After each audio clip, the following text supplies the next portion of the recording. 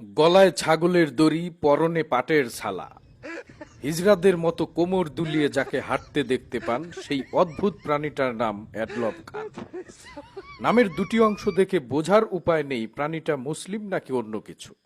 কারণ খান শব্দটা মুসলিম বংশীয় বোঝায় আর অ্যাডলফ শব্দটা খ্রিস্টান বা অন্য ধর্মীয় বোঝায়। সুতরাং আসলে সে কোন ধর্মের তা বুঝতে দেহ থেকে কাপড় সরিয়ে পরীক্ষা করা ব্যতীত সেকেন্ড কোনো অপশন নাই। এখন কাজের কথা কই। সৌন্দর্যের সংজ্ঞা বদলে দিয়েছে প্রাণী জগতের আবাল পশুরা। চেহারা নাই, সুরত নাই, পুরুষ না মহিলা বোঝার কোনো উপায় নেই। তবুও সে দেশের সবচেয়ে সুদর্শন পুরুষ হিসেবে পুরস্কার পেয়ে গেছে। অবিশ্বাস্য হলেও সত্যি, এই অদ্ভুত জীবটার নাম অ্যাডলফ খান। আমার কথা শুনে যাদের মাথা ঘুরায় তারা খয়ের দিয়ে পান চিবান। তাকে প্রথম দেখা মাত্রই মেলায় হারিয়ে যাওয়া খালাতো ভাই ভাবতে পারেন, কিন্তু বাস্তবিক পক্ষে আফ্রিকার গরিলাদের সাথে 22 বছর সংসার করার কারণেই এমন অবস্থা হয়েছে।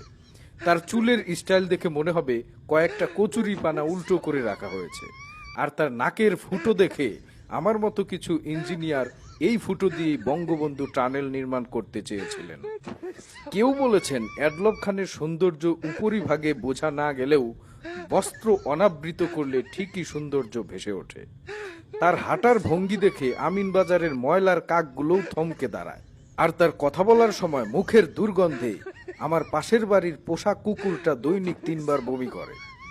অ্যাডলফ খান নিজেই বলেন, আমি সবার থেকে আলাদা। হ্যাঁ, ঠিকই বলেছেন, আলাদা তো বটেই। সে বলতে পারে না তার বাবার নাম, জানে না তার মায়ের নাম।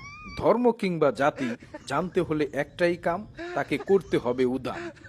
এই বিচিত্র প্রাণীকে সুদর্শন পুরুষের পুরস্কার দেওয়ায় শাকিব খান, জায়েদ খান আর হিরো আলম গং 3 দিন যাবৎ হাগু চেপে ধরে দরজার খিল লাগিয়ে বসে আছেন, লজ্জায় বাইরে বের হতে পারছেন না। এমত অবস্থায় কে বা কারা এই দুর্লভ প্রজাতির প্রাণীকে সুদর্শন পুরুষের পুরস্কার দিয়েছে তাদেরকে খুঁজে বের করতে সকাল সন্ধ্যা হরতাল ডেকেছে চাচাছোলা নপুংসক অ্যাসোসিয়েশন।